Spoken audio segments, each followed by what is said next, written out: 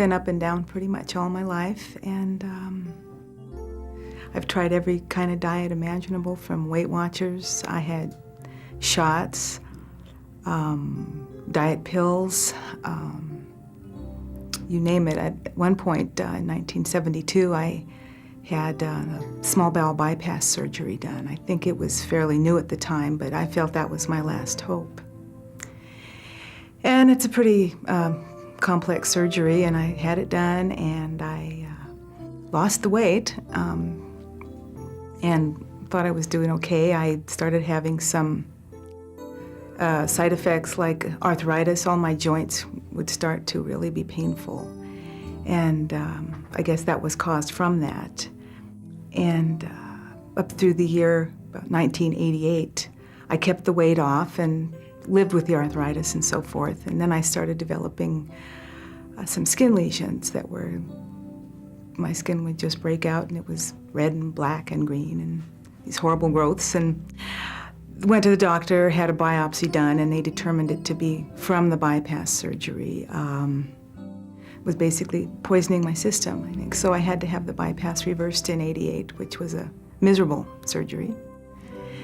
And I got over that and went on with my life and gained the weight back up again. And I'd reached a point that I've pretty much accepted the fact that I was going to stay where I was for the rest of my life. And then at work, a lady that I work with was going to a group called PRISM, and everybody was kind of watching her melt away, you know, in a nice way. Her body just took a nice shape and came down, and a girlfriend and I said, "Hey, what are you doing?" And she said she was going to start a PRISM class and asked if we would like to come, or welcomed us to come. And we came to an first meeting, and it sounded good to us, and so we joined. And I have to admit, they talk about being angry because of the things that you're having to give up. I got that all out of my system the first day. The girls at work were hilarious. I went to the meeting that night. I came back the next morning. I said, "This won't work. This will never work. I can't do this," you know. But then I got it all out of my system and went on my way. And it's just, it's finally ingrained in my head what I need to do, and it's easy. It's easy to do. It's wonderful. Well, I think the problem I had with eating in the past, I would eat things, but I would eat too much of them. Rather than having a cookie or two cookies, I'd either eat a whole bag, or I was full, but I kept eating. I don't know if it was for comfort or what, but, and I've learned that I don't need that much. If I take my time and eat and enjoy it, I can be satisfied with less food. And it's a day-to-day thing, and I think about everything I eat when I eat it, and I've never done that before. Usually it was just I couldn't get it in my mouth fast enough, whether it was nerves or whatever, but this has just been such a blessing to me. I don't know what to say. Some of the changes that have taken place in my heart are, I love myself more. I have a wonderful life. I had a wonderful life when I was heavy, a wonderful, supportive husband, and but now I'm able to love myself and accept myself for who I am, and know that what I'm doing is good for myself. Congratulations! You deserve a big pat on the back. You made it through your entire first week, and it's one of the most difficult weeks of the program. For those of you who battled withdrawal symptoms that were so bad you almost threw in the towel, take heart.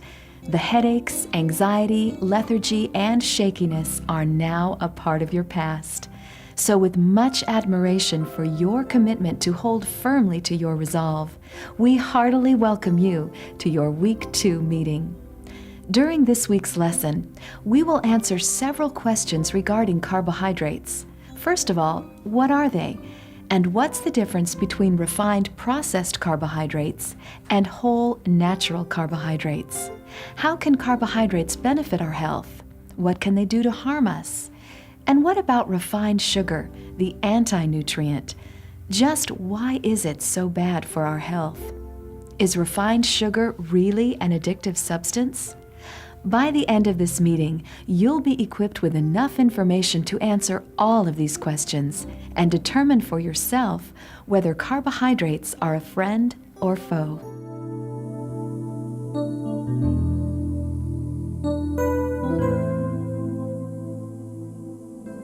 Each day, we hear conflicting information regarding carbohydrates. A number of famous doctors tell us we must eat a diet primarily of carbohydrates, while other doctors, just as famous, tell us to eat little or no carbohydrates. No wonder we're all so confused. Here to help us sort out the truth about carbohydrates and refined sugars is our special guest, Carol Simontachi. Carol is a certified clinical nutritionist and the author of a number of books on nutrition, one of which is entitled Your Fat is Not Your Fault. She is the founder of the Natural Physician Center and CEO of the Health House, a chain of health food stores in the Pacific Northwest. Please welcome Carol Simontachi. The whole subject of food has gotten so confusing, hasn't it? I think for the first time in the history of man, we feel like we have to pick up a telephone and call an expert before we decide what we're going to make for breakfast. And of course, it gets all confusing because there are so many books and magazines on the market. And it would be simple if they all said the same thing. But of course, they all say exactly the opposite, which leaves us then back in a quandary about what we're going to make for breakfast. Now, you have things like the Dr. Atkins program that is very high protein. And then you go to the McDougall program that is very high carbohydrate program. And then, of course, you have the miracle diet that promises absolute miracles if you would just become a plantarian. And no, that is not planetarium, it's plantarian. And then, of course, the magazines on the grocery list, I mean, they just go on and on about how you have to activate your metabolism. And this one dropped 85 pounds right along beside the copy of the chocolate cake recipe, reduce your fat cells, and it just goes on and on. We're just bombarded by all of this information about how to lose weight, how to be healthy, and it's also very confusing. And what I'm going to do is encourage you to do exactly what I do, and you just take the whole mess and you just toss it away and you start over again. Because the point is, there is only one expert on nutrition. And no, it's not me. I wish it were me. The whole subject of food is so very complex. I couldn't possibly know it all or begin to know it all. The only expert there is on food is the one who created it in the first place. And we're going to be talking about getting back to that today. It was interesting to me to realize that food was actually created before we were. Have you ever thought about that? All of the food was here before we arrived on the scene, and so we were designed to fit into the food plan. And here we're trying to do the exact opposite, about trying to manipulate the food into fit our own personal plans, and then we wonder why we're getting bigger and bigger and bigger as a culture. Who are we going to believe? Now, what we're going to talk about today is carbohydrates. I think it's in the area of carbohydrates that we are the most confused of all. Are carbohydrates good? Are carbohydrates bad? Well, it just depends, and we're going to talk about those. You know, the first problem that we had with carbohydrates was in the Garden of Eden, when Eve ate the forbidden fruit, and we've been having trouble with them ever since. If we look back into the history of mankind, though, we will see that there has been a huge change in the way carbohydrates are eaten from the way they were presented in the Garden of Eden. If you look back at what people ate, even in the late 1800s, the average sugar consumption was about 10 pounds of sugar per year. Now, the average sugar consumption is about 200 pounds of sugar per year if you stack in the artificial sweeteners on top of that. Food used to be something that you plucked out of the garden, something that you hunted down, something that you tended with your hands, and then you brought it to the table. Now we buy food out of packages and boxes, and we hardly even recognize what real food is. That's particularly true when it comes to wheat and grains. There has been an enormous change in how carbohydrates, grains, are processed over the last 100 years. Around the turn of the century, when food technology really took hold, back then, the poor people hankered desperately for white flour, white bread, soft, fluffy stuff to eat because only the rich could afford it. And then, of course, the food processing mills brought down that white, fluffy stuff to all of us. And now, if our mothers serve us the hard, dark bread, we think that's only for the poor. Well, actually, that's what does our bodies so much good.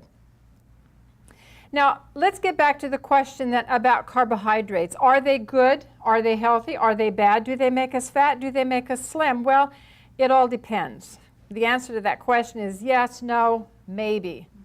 And let's look at kind of the whole gamut, the whole spectrum of carbohydrates and see if we can find some truth in this.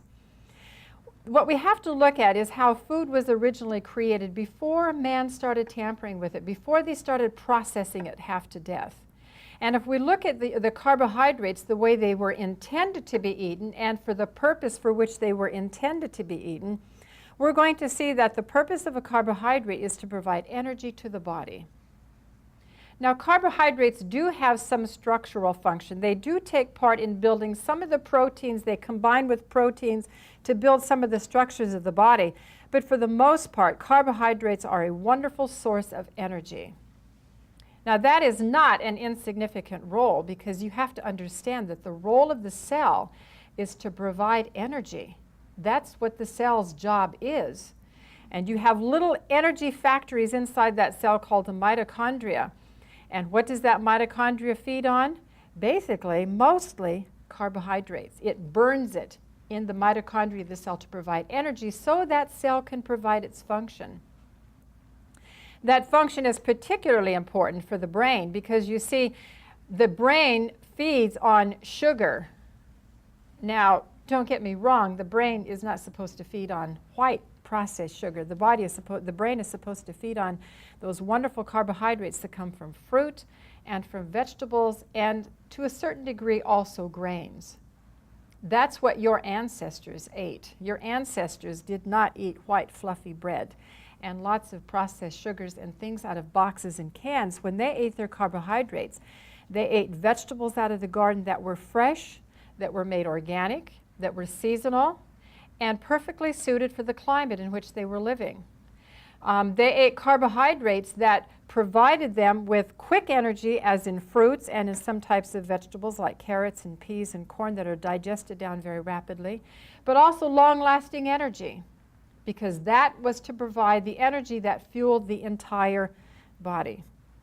So what are we saying about carbohydrates? Carbohydrates are not bad. Carbohydrates are very, very, very important. But what I recommend to my clients is that they eat those carbohydrates as unrefined as possible.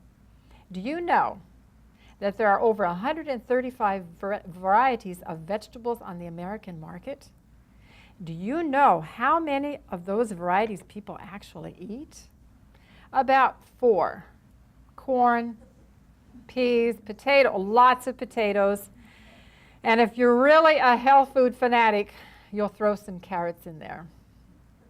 What I encourage people to do is to experiment on all of those different varieties of vegetables. Bring them home, prepare them, and feed them to your family, because they are wonderful and they provide not only energy, but let me give you another tip about vegetables, is that they are your mineral source, and minerals also fuel all those enzymatic reactions in the body and the brain. The average American eats less than 2 servings of both fruits and vegetables per day, and a quarter of those is in the form of French fries. The average American eats more dehydrated, reconstituted potatoes and French fried potatoes than they eat baked potatoes. The average American eats more strawberry ice cream than fresh strawberries. And that's where the whole difference in carbohydrates lie. Is it in those highly processed foods that strip the body of its nutritional requirements, or is it those wonderful, unrefined, whole carbohydrates that come right fresh out of the garden to sit on steaming hot on your table?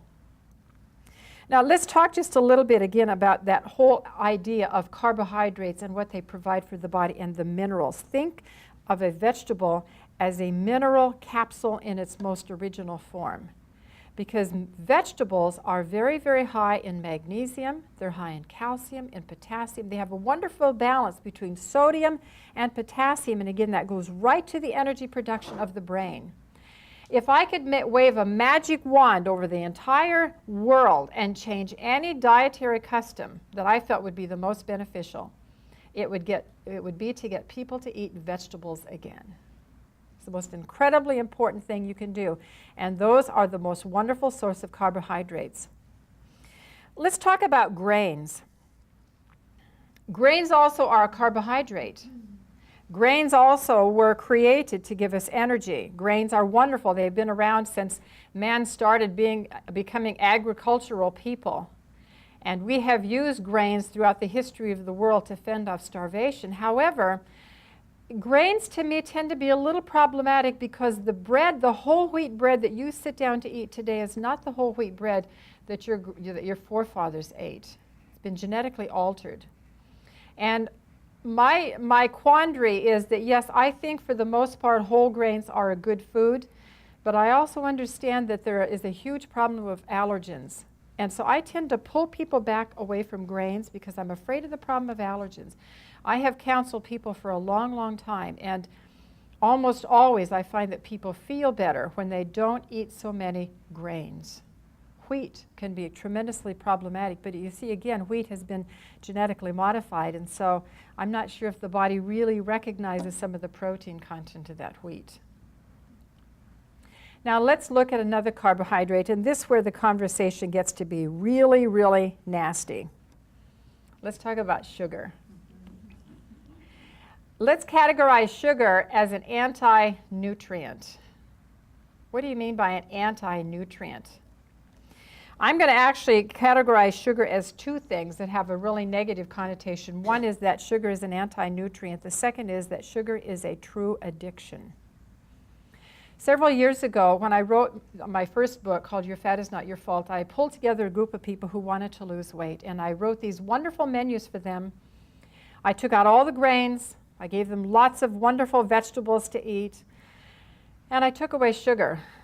And I frankly wasn't very kind in how I did it because I just snatched it away from them. I said, okay, today you're having sugar, tomorrow you won't have any for the rest of your entire life.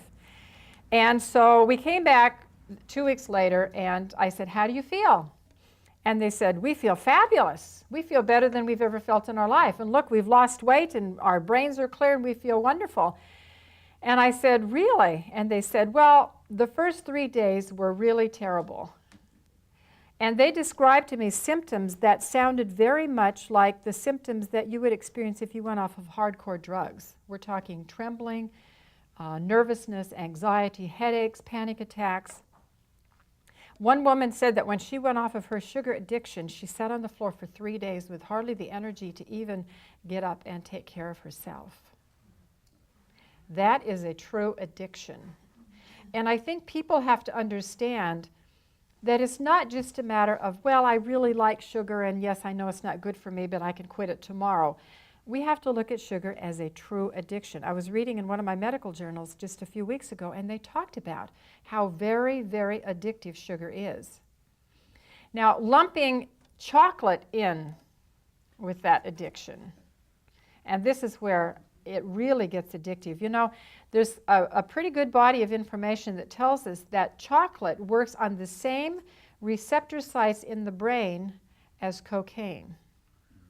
And it has a similar effect as cocaine and marijuana.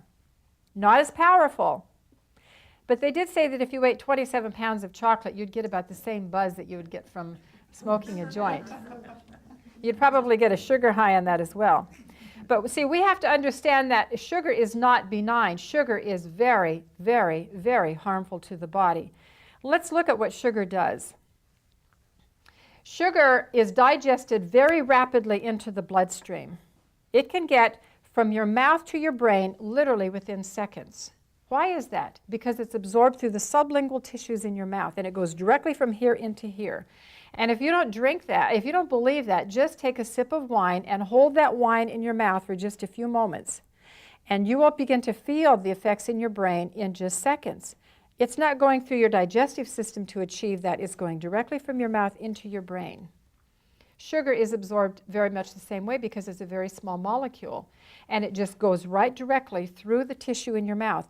But if it goes into your digestive system, it is also digested very, very rapidly, and it can get in that way. Within 20 to 30 minutes, it can get into your brain. Now, as it goes into your body, what happens to that sugar? First of all, it's almost pure blood sugar. The body is not adapted to eating pure blood sugar. You were not made to eat like that. So your body has to do something to metabolize it, to get it working and to bring it into the body because you've eaten that sugar. The body has to use minerals and vitamins to do that. The B complex is used to metabolize sugars and to bring those into the cell and to get those working and so on. The body uses magnesium and zinc. And when you eat a lot of sugar, your body has to use a lot of magnesium and zinc and a lot of B complex. I suppose if you got a whole lot of magnesium, zinc, and B complex in your diet, that probably wouldn't be so problematic. But you see, the average American, 60% of Americans are deficient in magnesium. And somewhere around 60 to 70% of Americans are deficient in at least one, and probably more than that of the B complex vitamins. So now your body is faced with a choice. What is it going to do? Is it going to use the limited amount of magnesium, zinc, and B complex to metabolize the onslaught of sugar that is now flooding the bloodstream and is going to damage the brain if it doesn't pull that out immediately? Or is it going to use that magnesium and the zinc and that B complex to support your immune system, to regulate your heartbeat, to fuel the 300 enzymatic reactions that take place in your brain every single second? It's a matter of supply and demand, really.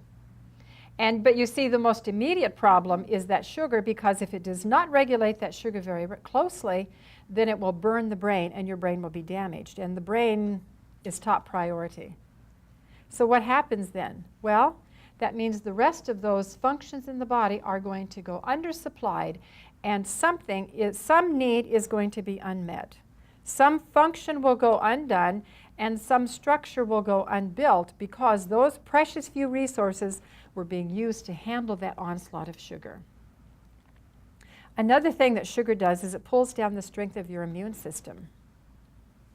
Now think about the person who gets up in the morning. Now this is a healthy person who wants to eat a healthy diet, and she's trying to lose weight, and she's been doing what she's been told in all those books. And she has a bowl of oatmeal. You know, most of the oatmeals on the market today have more grams of sugar ounce per ounce than Coca-Cola or Pepsi, okay? Or she has a container of yogurt that has more sugar ounce for ounce than soft drinks on the market. But you know, it's yogurt, so it's got to be healthy, right? And she has a piece of toast and a cup of coffee with some sugar in it and a little bit of jam on.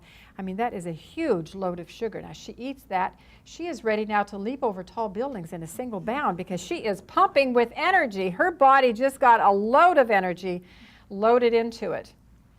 Well, her immune system is now dysfunctional for 4 hours. She goes off to work. People are sneezing on her, breathing on her. She's touching things, but she's defenseless pretty much. And anyway, her blood sugar now plummets because, you know, the magnesium and the B complex, and you know, it got that insulin going. It sucked that blood sugar out, and now her blood sugar is very low. So come noon, she's starving. She reaches for a donut, something to get her energy back up again. She has a pop. By the way, the average American teenage boy drinks 47 ounces of soft drinks a day. Excuse